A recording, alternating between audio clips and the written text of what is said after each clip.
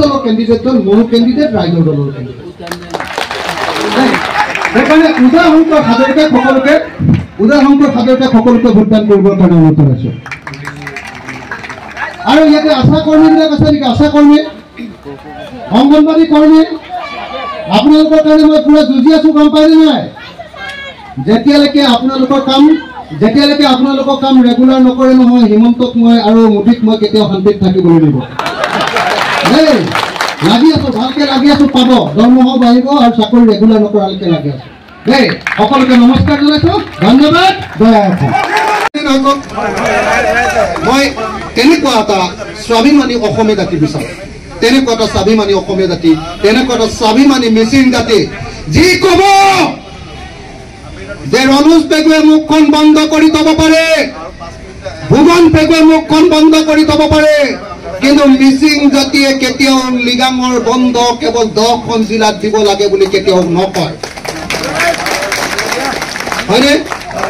আজি তেওঁলোকে ৰাজু মেধকক জেলত দি দিছে, হয়নে? কেলে? ৰাজু মেধকে তাৰমানে ভৱিষ্যতে ইয়াত ইলেকশ্যন খেলিব পাৰে, নহয় জানো? সেইকাৰণে তাৰমানে শক্তি নিৰঞ্জনটো নহয় জানো? বিজেপিত গৈ মানে মিচিঙৰ কাৰণে উন্নতি কৰিব লাগিছিল নে মিচিঙৰ উঠি অহা লিডাৰ এটাক জেলত দিব লাগিছিল? আপোনালোকে নিজে ভাবকচোন কথাটো, হয়নে নহয় কওক? মইতো ৰাজু মেধকৰ লগততো মোৰ সম্পৰ্ক নাই, মোৰতো সম্পৰ্ক ভুৱন পেগু আৰু ৰনোজ পেগুৰ লগতে। কিন্তু যেতিয়া ৰনোজ পেগু বা ভুৱন পেগুৱে যেতিয়া ৰাজু মেধকক যেতিয়া জেল দিছে, মইতো স্পষ্ট ৰূপত ৰাজু মেধকৰ পক্ষ। আপোনালোক হয়নে নহয়? মিচিং জাতিত তাৰমানে দ্বিতীয়টো লিডাৰ ওলাব নোৱাৰিব, এহেঁতি নমনালৈকে তাৰমানে MLA ইয়াতে হৈ থাকিব নেকি?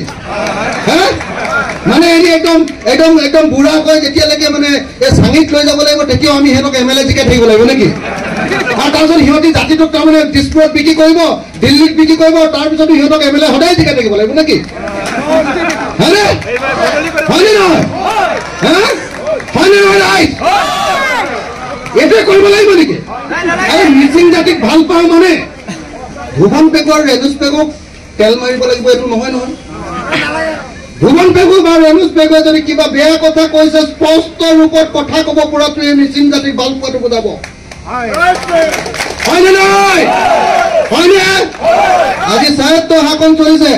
অলপ আগতে মহৰী কেম্পলৈ গৈছিলো, মহৰী কেম্পৰ মানুহে কৈ আছে যে এইটো মাকবৌ আৰু কি আৰু মাকবৌৰ এইটো স্বায়ত্ব শাসন চৰকাৰ, নিজৰ মাকবৌৱে চব ভগাই লৈ লৈছে, আমালৈ একোৱেই নাই বুলি কৈছে। হয় নেকি কথাটো? হয় নেকি? হয়, এই তেনেকুৱা স্বায়ত্ব শাসন লৈ কি হ'ব? তোমালোকে মন্ত্ৰীও হবা, তোমালোকে MLAও হবা, তোমালোকে মিচিঙৰ কাৰণে অহা টকাকেইটাও লুটি পুটি খাবা, আৰু তাৰপিছত আকৌ তোমালোকক সেৱাও কৰি থাকিব লাগিব ভগৱান। হয়নে? এইটোৱেতো হৈছে নহয় জানো? আজি এই কথাটো কোৱাৰ কাৰণে মোলৈ কিমানটো যে ফোন আহিব নহয়, ক'ব যে অখিল গগৈ মিচিং জাতিৰ শত্ৰু। কিন্তু মই জানো যে মিচিং জাতিক মই কিমান ভিতৰৰ পৰা ভাল পাওঁ, আৰু যদি ভাল নাপালোহেঁতেন তেতিয়াহ'লে মই ইমান ডাঠি এইকেইটা কথা ক'বলৈ কেতিয়াও সাহস নকৰিলোঁ। অসমৰ কোনো লিডাৰে এনেকে কাকো জোকাই ল'বলৈ সাহস নকৰে, বুজে নাই? মই যে ডাঠি কৈছো, মই জানো।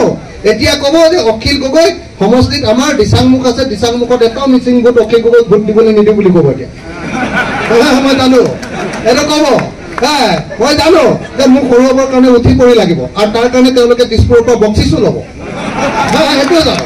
কিন্তু তাৰ পাছতো ভাই মইতো সঁচা কথা কৈ মৰি গ'লো, হয়নে নহয়? মইতো সঁচা কথা কৈ জেলতে থাকো, ক'ত ৰনোজ পেগু ভুৱন পেগুলৈ ভয় কৰোঁ? মই নৰেন্দ্ৰ মোদীকে বুঢ়া আঙুলি দেখুৱাওঁ, ক'তনো ৰনোজ পেগু ভুৱন পেগুক ভয় কৰিম? হয়নে নহয়? মই আপোনালোকক এইকেইটা কথা এইকাৰণে কৈছো যে এজন বা দুজন মানুহে গোটেই জাতিটোক কাৰোবাৰ ওচৰত কেতিয়াও বিক্ৰী কৰি দিব নোৱাৰে, হয়নে? আপোনালোকৰ বিবেক আছে, প্ৰত্যেকজন মানুহ আজিকালি শিক্ষিত, প্ৰত্যেকজন মানুহৰ বিচাৰ বিবেচনা আছে। আপোনালোকে কাক ভোট দিয়ে নিজে ঠিক কৰিব। ৰনোজ পেগু আৰু ভুৱন পেগুৱে এনেকে টুৱাই দিলে তেওঁলোকৰ কথা মতে নহ'ব।